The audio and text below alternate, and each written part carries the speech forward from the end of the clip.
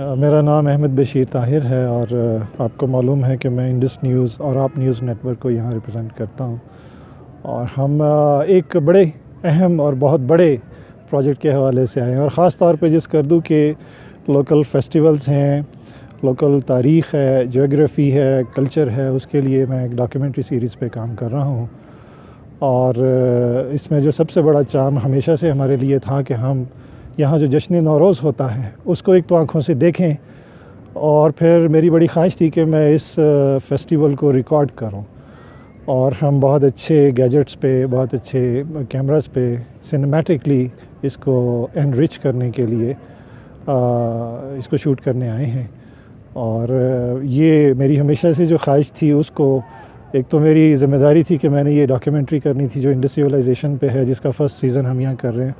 और दूसरा ये कि I will be part of this festival and I will feel blessed and honoured to be part of this festival after so long time.